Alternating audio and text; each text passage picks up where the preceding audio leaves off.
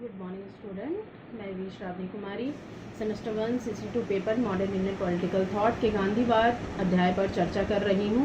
तो आज हम बात करेंगे गांधी जी के सामाजिक विचारों के बारे में। राजनीतिक और आर्थिक विचारों के साथ साथ समाज सुधार के क्षेत्र में गांधी जी के विचार और कार्य बहुत ही महत्वपूर्ण है। उन्होंने समाज सुधार से रिलेटेड बहुत सारे ऐसे कार्य किए हैं। गांधी जी ने स्वराज्य आंदोलन के साथ साथ सामाजिक जीवन के लिए भी कई रचनात्मक कार्यक्रमों को अपनाया और उनके विचार जो है इस प्रकार है। सबसे पहला है कि वर्ण व्यवस्था या वर्ण धर्म का सिद्धांत। वर्ण व्यवस्था का अभिप्राय है कि सामान्य रूप से जो समाज का संगठन है वो 4 भागों में विभाजित होता है। ब्राह्मण, क्षत्रिय, वैश्य और शूद्र नामक 4 वर्णों के आधार पर में समाज का वर्गीकरण किया जाता है। किंतु गांधी जी ने इस प्राचीन शब्द का प्रयोग करते हुए इसमें कुछ नवीन भावों को भरने का प्रयास किया है। उनके अनुसार वर्ण का अर्थ इतना ही नहीं है कि हम सब अपने वंश और परंपरा के काम को केवल जीविका के लिए करें, बशर्ते कि वह नैतिकता के मूल सिद्धांतों के विरुद्ध ना हो। इसकी व्याख्या करते हुए वे कहते हैं कि मेरा विश्वास है कि मनुष्य इस जगत में कुछ स्वाभाविक योग्यताएं लेकर पैदा होता है। इसी के आधार पर वर्ण व्यवस्था का सिद्धांत बनाया गया है। इसके अनुसार सबको काम करना चाहिए। इससे अनावश्यक प्रतियोगिता समाप्त हो जाती है। अर्थात यदि हमारी परंपरा या वर्ण, जैसे कि पिताजी अगर कोई नाई का काम करते हैं तो बेटा भी नाई का काम करेगा, पिताजी मोची का काम करते हैं तो वो भी मोची काम करेगा, यदि अगर पिताजी ब्राह्मण है तो बेटा भी ब्राह्मण का काम करेगा। तो इससे प्रतिस्पर्धा की भावना खत्म हो जाती है। यानी ब्राह्मण कभी मोची बनने का प्रयास नहीं करेगा और ना ही मोची कभी ब्राह्मण बनने का प्रयास करेगा। उसे पहले से ही पता रहेगा कि मेरे पिता ने ये काम किया है तो मुझे भी यही काम ही करना है, मुझे भी इसी क्षेत्र में ही जाना है। तो इससे प्रतिस्पर्धा जो है वो समाप्त हो जाती है। गांधी जी की वर्ण व्यवस्था सिद्धांत के 3 बातें हैं।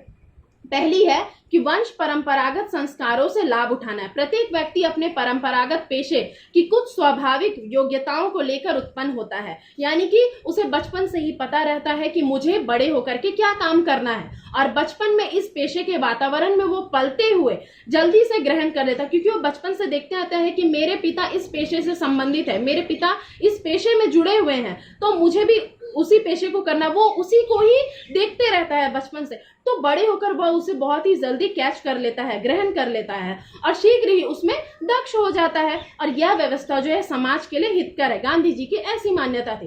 दूसरी है कि इसके कारण प्रतियोगिता का समाप्त होता है, क्योंकि जैसा कि मैंने बताया कि पिता यदि ब्राह्मण है तो बेटा भी ब्राह्मण बनेगा, पिता अगर मोची है तो बेटा भी मोची बनेगा। तो इससे ये नहीं स्थिति होती है कि ब्राह्मण का बेटा जो है मोची बनने का प्रयास करेगा या मोची का बेटा कभी ब्राह्मण बनने का प्रयास करेगा। तो इस कारण जिसका जो पेशा है वो उसी में ही निपुण रहेगा। और जो प्रत्येक व्यक्ति जो है आजकल जो है प्रत्येक व्यक्ति उसी पेशे की ओर जाना चाहता है जिसमें अधिक पैसा मिलने की आशा हो, भले ही उसमें आवश्यक योग्यता हो या ना हो। जैसे कि सभी लोग आर्थिक लाभ की दृष्टि से वकील, डॉक्टर, इंजीनियर बनना चाहते हैं, और इस कारण क्या होता है कि बेकारी में वृद्धि हो जाती है, क्योंकि जहां ज्यादा पैसा है लोग वहीं पर ही जाना चाहते हैं। तो इस कारण उस पेशे में ज्यादा प्रतिस्पर्धा की भावना आ जाती है। यानी कि उस पेशे में लोग ज्यादा जाना चाहते हैं तो वहां पर प्रतियोगिता शुरू हो जाती है। और यदि पैतृक पेशे को ही करने का नियम कठोरता से लागू कर दिया जाए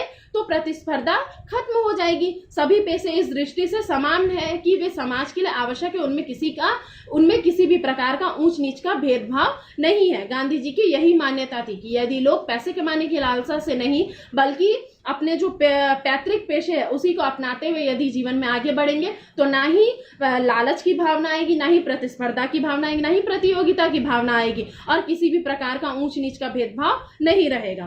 तीसरा है कि मजदूरी की या पारिश्रमिक की समानता। गांधी जी का विचार है कि समाज को लाभ पहुंचाने की दृष्टि से सभी पेशे बराबर है, क्योंकि सभी पेशों से किसी न किसी प्रकार से समाज का लाभ ही होता है और इनके पारिश्रमिक में कोई भेदभाव या विषमता नहीं होनी चाहिए।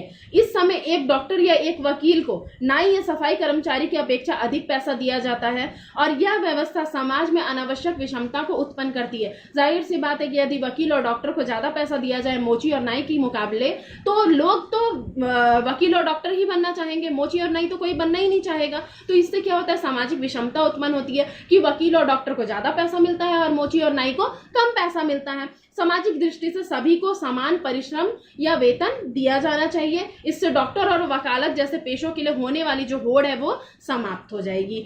इस सिद्धांत की इस दृष्टि से कई आलोचना भी की जाती है कि जाति पाति के दुष्परिणामों को स्थायी बनाकर समाज में नीच समझे जाने वाली जातियों को ऊंचा उठने और उन्नति करने के अवसरों से वंचित करता है, क्योंकि इसके अनुसार हरिजन और नाई के लड़कों को सदैव अपने पिता के ही पेशे करने होंगे। किंतु गांधी जी के मतानुसार यह आलोचना कई कारणों से सही नहीं है। आलोचकों का मानना है कि जो पैतृक पेशा जो अपनाया जा रहा है, यदि पिताजी अगर मोची है तो बेटा को भी मोची ही बनना पड़ेगा, चाहे वो कितना भी पढ़ा लिखा क्यों ना हो, तो यह अव्यावहारिक है और ये समाज की दृष्टि मतलब सामाजिक दृष्टि से यह सही नहीं है, आलोचकों का यह कहना है। लेकिन गांधी जी के अनुसार ये आलोचना जो है सही नहीं है। जैसे उनका मानना था कि नाई और हरिजन के प्रतिभा संपन्न लड़कों द्वारा अन्य पेशे किए जाने में वे दोष नहीं समझते हैं, बशर्ते कि यह पेशा जो है आर्थिक लाभ की दृष्टि से नहीं बल्कि समाज की सेवा करने के उद्देश्य से है, क्योंकि वे किसी भी पेशे को लाभ की दृष्टि से नहीं देखते थे। उनका कहना था कि सभी पेशे समाज के हित के लिए ही है, क्योंकि यदि समाज में अगर सफाई कर्मचारी नहीं रहेंगे तो सभी जगह गंदगी रहेंगी, सफाई ही नहीं करेगा तो कहाँ से फिर स्वास्थ्य सही रहेगा, या अगर गंदगी रहेंगी तो लोग कैसे स्वस्थ रहेंगे। तो कहीं ना कहीं सभी कार्य जो होते हैं समाज के लाभ के लिए ही होते हैं। दूसरा है कि गांधी जी अपने वर्ण धर्म की धारणा में ऊंच नीच की कल्पना को कोई स्थान नहीं देते हैं। गांधी जी के अनुसार है कि मेरी समझ में मनुष्य ना तो जन्म से और ना ही कर्म से बड़ा बन जाता है। मेरा विश्वास है कि जन्म के समय सभी मनुष्य बराबर होते हैं। मेरी राय में दूसरे किसी मनुष्य से श्रेष्ठ होने का दावा करना मनुष्यता को लांछन लगाना है।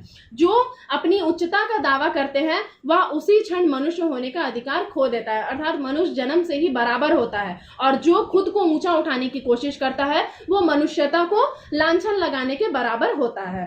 तो गांधी जी के उक्त कथन से यह स्पष्ट है कि वर्तमान समय में समाज में प्रचलित ऊंच नीच के जो विचारों को वे नहीं मानते थे। वे सभी पेशों को समान दृष्टि से देखते थे। वे हरिजन तथा ब्राह्मण के लड़कों में प्रतिष्ठा और वेतन की दृष्टि से कोई भेदभाव नहीं रखना चाहते थे। उनका यही मानना था कि सबों को समान वेतन दिया जाए, सभी के जो कार्य है उसको लाभ की दृष्टि से ना देखते हुए समाज के हित के लिए देखा जाए। और यदि समाज में यह व्यवस्था लागू हो जाए तो सामाजिक और आर्थिक विषमता तथा इससे उत्पन्न जो भीषण वर्ग संघर्ष जो है वो अपने आप ही समाप्त हो जाएंगे। दूसरा है अस्पृश्यता का अंत। अस्पृश्यता भारतीय समाज का एक गंभीर दोष है। गांधी जी ने अस्पृश्यता के अंत का बीड़ा उठाया और उन्हें सफलता भी मिली। गांधी अस्पृश्यता का अर्थ है जो छुआछूत जो होता है। गांधी जी अस्पृश्यता को भारतीय समाज के लिए कलंक मानते थे और उनका कथन था कि ये एक ऐसा घातक रोग है जो समाज को पूरी नष्ट कर देगा। वे अछूतों को समान राजनीतिक और आर्थिक अधिकार दिलाने के पक्ष में तो थे और उनके द्वारा सबसे अधिक इस बात पर जोर दिया गया कि अछूतों को भी सवर्ण हिंदुओं के समान मंदिर में प्रवेश करने दिया जाए, पूजा आराधना करने का उनको भी अधिकार दिया जाए। उनका विचार था कि इससे अछूतों में आत्मसम्मान की भावना जागेगी, उनके प्रति सवर्ण हिंदुओं का दृष्टिकोण भी बदलेगा। गांधी जी ने सवर्ण हिंदुओं और अछूतों के बीच विवाह संबंध तथा गोद लेने के संबंध स्थापित करने पर भी उन्होंने बल दिया। उसके बाद तीसरा है कि सांप्रदायिक एकता। गांधी जी सामाजिक क्षेत्र में एक प्रमुख आदर्श भारत के सभी संप्रदायों हिंदू, मुस्लिम, सिख, ईसाई, पारसी को एकता के सूत्र में आबद्ध करना चाहते थे, मतलब बांधना चाहते थे। उन्होंने सांप्रदायिकता विशेषकर हिंदू मुस्लिम एकता पर काफी जोर दिया था और उन्होंने अंत तक भारत के विभाजन का भी विरोध किया। और जब तक भारत का विभाजन हो गया उन्होंने हिंदू मुस्लिम के दंगों को रोकने के लिए भी बहुत सारे प्रयास किए। वे सभी धर्मों को समान समझते थे और उन्होंने सांप्रदायिक एकता को बनाए रखने के लिए अपने प्राणों की आखिरकार आहुति दे दी। उसके बाद चौथा है स्त्री सुधार। राजा राम मोहन के बाद स्त्री सुधार की दिशा में सबसे उल्लेखनीय कार्य करने वाले जो महान व्यक्ति थे वे महात्मा गांधी थे।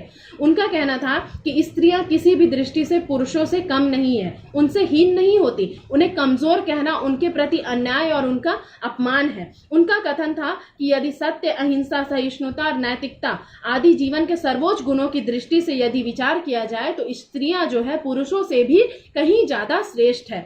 गांधी जी ने पर्दा प्रथा, बाल विवाह, देवदासी प्रथा आदि स्त्री जीवन से संबंधित बुराइयों का डटकर विरोध किया और इस बात का प्रतिपादन किया कि स्त्रियों को भी कानून तथा व्यवहार में पुरुषों के समान ही अधिकार प्राप्त होने चाहिए। किंतु गांधी जी इस बात के पक्ष में नहीं थे कि स्त्रियां जो आर्थिक दृष्टि से स्वतंत्र होने का भी प्रयत्न करें, घर से बाहर पुरुषों से प्रतियोगिता करें। उनका विचार था कि स्त्रियों का एकमात्र व पूर्ण कार्यक्षेत्र घर पर ही है। वे स्त्रियों को कम नहीं समझते, परंतु वे सोचते थे कि स्त्रियों का जो कार्य है वो सिर्फ घर तक है। वे घर से बाहर पुरुषों के साथ प्रतियोगिता करने की कोशिश बिल्कुल भी ना करें। 5वां पॉइंट है बुनियादी शिक्षा। शिक्षा के क्षेत्र में भी गांधी जी का महत्वपूर्ण योगदान रहा। उनका विचार था कि शिक्षा का उद्देश्य शरीर, आत्मा और मस्तिष्क का समन्वित विकास है और इस दृष्टि से वे अंग्रेजों द्वारा भारत में स्थापित शिक्षा पद्धति को बहुत अधिक दोषपूर्ण मानते थे। उनका विचार था कि यह पद्धति जो है युवकों का शारीरिक, बौद्धिक और आत्मिक किसी भी प्रकार का विकास करने में समर्थ नहीं है। शिक्षा का माध्यम विदेशी भाषा होने के कारण विद्यार्थियों को और ही अहित होता है, क्योंकि पश्चिमी सभ्यता जो है अंग्रेजी में थी, तो इसी कारण से गांधी जी को विदेशी द्वारा जो दी जाने वाली जो शिक्षा थी वह उन्हें पसंद नहीं थी, क्योंकि उन्हें लगता था कि इससे युवकों का शारीरिक, आत्मिक और मानसिक विकास बिल्कुल भी नहीं होता है। देश की आवश्यकताओं को दृष्टि में रखते हुए उनके द्वारा एक नवीन शिक्षा प्रणाली का सुझाव दिया गया जो बुनियादी शिक्षा के नाम से प्रसिद्ध था। और उस शिक्षा की निम्नलिखित विशेषताएं थी। जो सबसे पहली थी कि शिक्षा के अंतर्गत प्रत्येक विद्यार्थी को मूल रूप में कोई ना कोई दस्तकारी सिखाई जानी चाहिए और सब विषयों की शिक्षा उस दस्तकारी के द्वारा ही दी जानी चाहिए, जिसे सहसंबंध का सिद्धांत कहते हैं। दूसरा है शिक्षा का माध्यम मातृभाषा होनी चाहिए, यानी कि हिंदी में होनी चाहिए। तीसरा है कि शिक्षा स्वावलंबी हो, अर्थात विद्यार्थी जिस दस्तकारी के आधार पर शिक्षा प्राप्त करते हैं उस दस्तकारी से विद्यार्थी जीवन में और उसके बाद भी वे अपना भरण पोषण कर सके। गांधी जी द्वारा शिक्षा में चरित्र निर्माण पर बहुत अधिक बल दिया गया। तो ये थे गांधी जी के सामाजिक विचार। और इसके पिछले भी वीडियो में मैंने इनके आर्थिक विचारों के बारे में आप लोगों को बता दिया। तो गांधी जी के आर्थिक और सामाजिक विचार दोनों ही आप लोगों के समक्ष मैंने रख दिया है, इसकी व्याख्या कर दी है। और अगर इससे रिलेटेड आप लोगों को कोई भी सवाल हो तो आप मुझे जीमेल आईडी पर मेल कर सकते हैं। Thank you.